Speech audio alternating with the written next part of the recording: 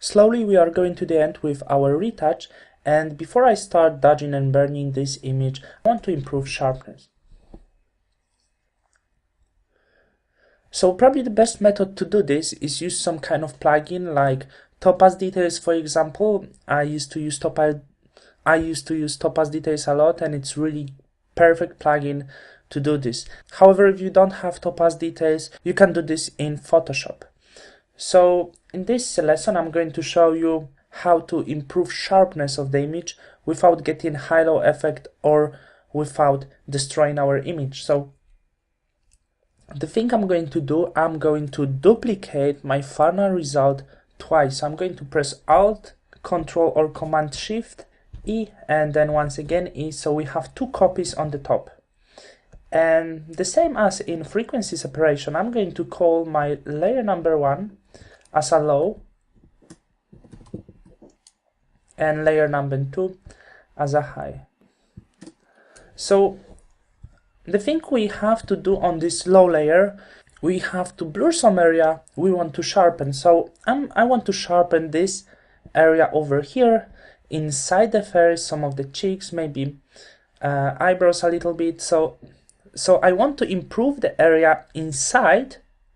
However, I don't want to get this halo effect over here, so I need to blur only this area inside the face.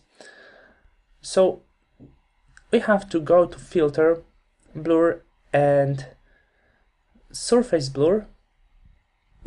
So what we have to do, let me zoom this image to show you exactly what are we doing. I'm not sure if I can. Oh yeah, I can move this. So what I have to do, I cannot break down the edge over here because I don't want to improve this area. So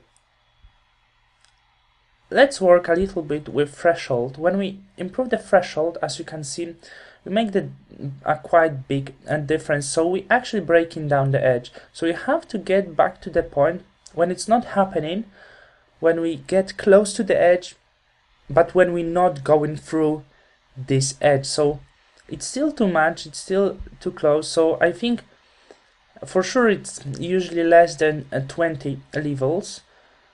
So let's have a look over here. I think it's quite alright now, maybe even a bit more.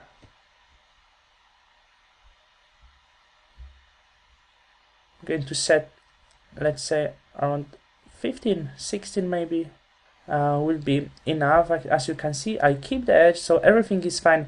And about radius, we want to go to the point when it started picking up the sharpness. So I think it will be around 40, maybe even a bit less, something around here we can see on the preview, and then hit OK.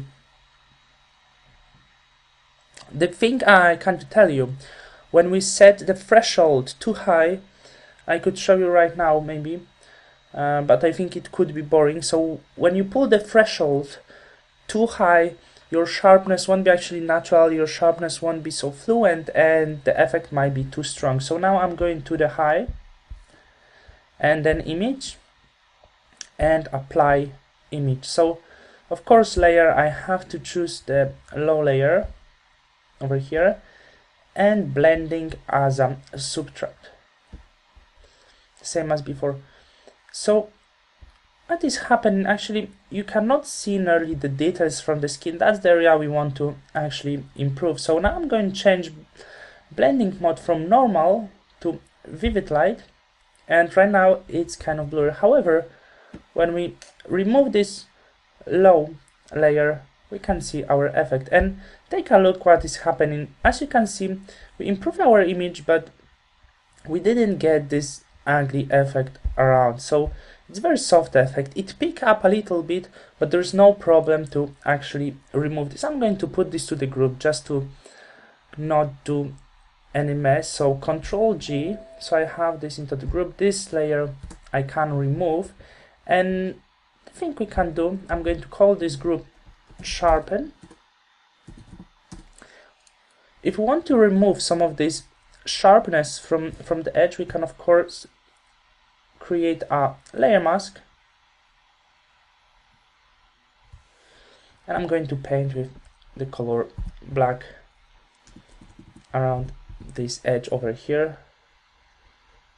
So as you can see, it's very soft, so it's not actually changing, but just in case, as you can see, even bigger area, we didn't destroy our edges. This black color just pick up a little bit here, so keep really nice control on it.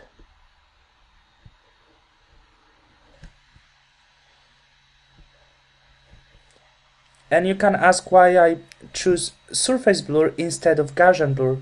I was trying with Gaussian blur, and quite often I'm using this. It breaks down the edges quite often, but when I was looking into my lips, as you can see, surface blur sharpen only specific areas, because I only blurred this area. So as you can see, the lips actually not changing much. However, if I would use Gaussian blur, I would really sharpen lips a lot and some other parts. So I think this method is actually the best. Of course, we can paint a bit around the lips if we think it's a bit too much.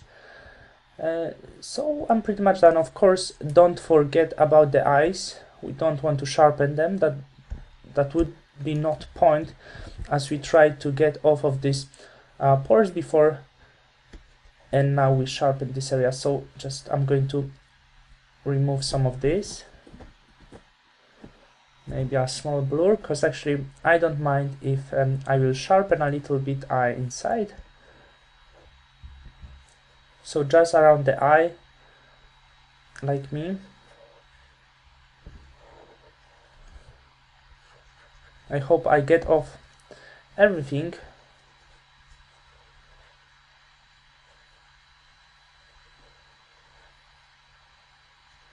So take a look if we left something. The other thing we can remove, I think sometimes it might sharpen a bit over here next to the hair when the hair are going to the face, so we don't want to destroy our face by this ugly hair. So I'm just going to paint around here a bit to get this off, and on the other side. So remove the area you don't want to sharpen, and right now we got a really nice effect. Actually, I can paint around here on the arm.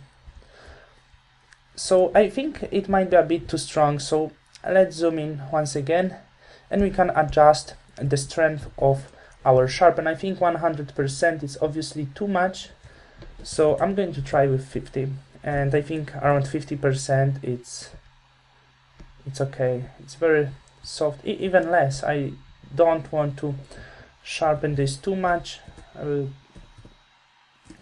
So I think now we got really nice result. So that's how you sharpen your image.